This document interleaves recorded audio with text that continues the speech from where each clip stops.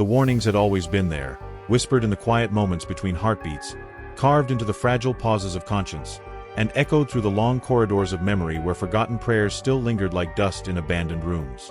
Yet day after day, the soul learned to walk past them, learned to silence their trembling call, learned to trade eternal weight for fleeting comfort.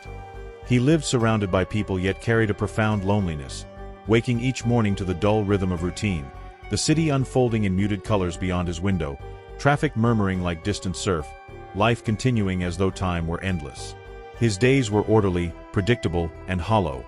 Work, polite conversations, practiced smiles, quiet dinners, long nights haunted by restless thoughts. Beneath the surface, a slow erosion was taking place. Adultery had not entered his life as a storm, but as a whisper, a harmless-looking distraction, a secret space where he felt seen, desired, and briefly alive. He convinced himself it was temporary, that repentance could wait, that forgiveness would still be there when he finally chose to return. Each lie he told softened the edges of guilt, each secret meeting deepened the fracture inside his spirit. At home, silence grew heavier, glances colder, and his prayers shorter, until they faded altogether. The world still functioned, yet something vital was slipping away. He sensed it in the heaviness of his chest, in the way joy no longer reached his eyes, in the dull ache that followed every moment of stolen pleasure. Still, he continued, persuading himself that time was abundant, that consequences were distant, that tomorrow was guaranteed. But beneath the illusion of control, a gathering darkness stirred, subtle and patient, waiting for the moment when choice would harden into destiny, and the fragile bridge of mercy would quietly disappear behind him. The slow collapse began invisibly, as most spiritual ruins do, in the quiet corners of thought. His mind became crowded with rationalizations, yet emptied of peace. Relationships thinned, conversations lost sincerity, laughter felt borrowed rather than real. The person he once recognized in the mirror retreated behind tired eyes and rehearsed expressions. Nights grew heavy with disturbing dreams, visions of endless corridors, distant cries echoing through unseen depths, hands reaching from shadows, always just beyond his grasp. He would wake drenched in cold sweat, heart pounding, breath trembling, convinced that he had brushed against something eternal. Conviction followed him through the day, settling into his chest like a persistent ache, whispering reminders of forgotten promises, of vows broken, of sacred boundaries crossed. Twice, grace knocked clearly. Once through the trembling confession of a loved one who pleaded for honesty and restoration, eyes filled with tears and fragile hope.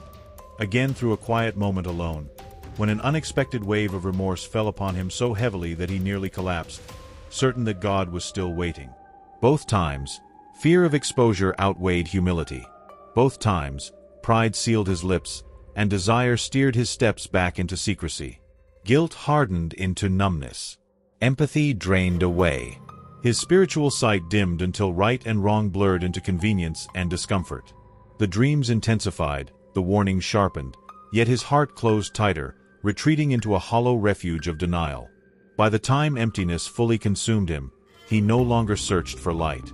He simply endured the days, drifting through existence with a strange calm that masked despair, unaware that this fragile stillness was the final breath before collapse. Death arrived without spectacle, without warning, without mercy. The road was quiet, the night still, the hum of the engine steady as he returned from another secret meeting, mind drifting through unresolved thoughts. Then, in an instant, sound vanished.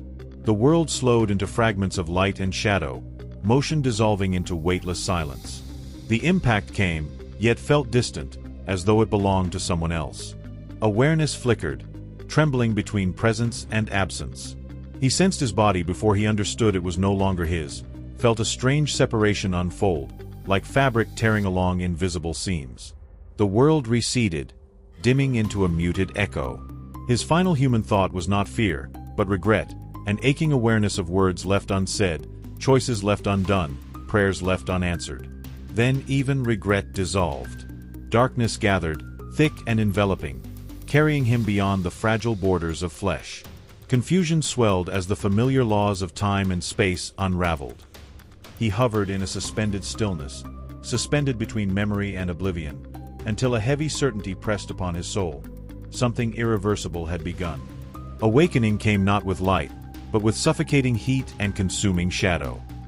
He stood within a vast burning valley of endless depth, living flames moving like restless wind across molten ground, darkness so dense it seemed to press against his eyes. Twisted silhouettes writhed through the fire, their forms distorted by agony, muffled cries echoing across the abyss, merging into a chorus of despair that never ceased. Hands emerged from the molten earth, grasping toward nothing, retreating, then rising again, driven by eternal longing.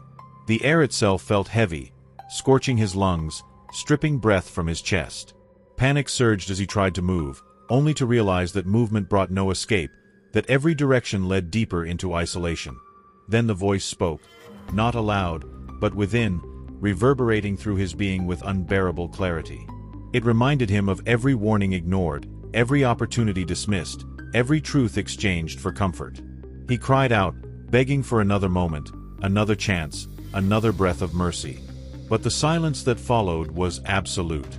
Desperation shattered into sobs as realization crushed his spirit. Repentance had come too late. Hope evaporated. Memory became torment.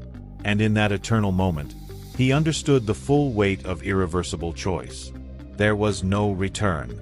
His final lament echoed endlessly within the burning void. He confessed every sin, every lie, every betrayal, wishing his voice could pierce the barrier between worlds and warn those still breathing.